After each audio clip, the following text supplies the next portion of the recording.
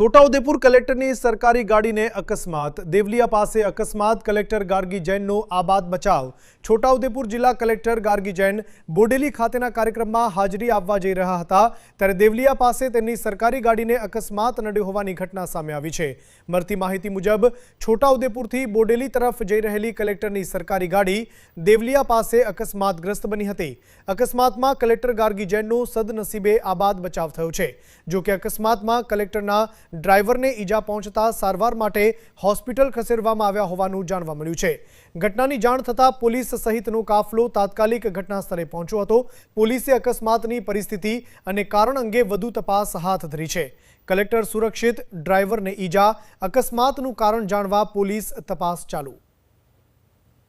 Mukesh Parmar, Naswadi, Chhota Udepur.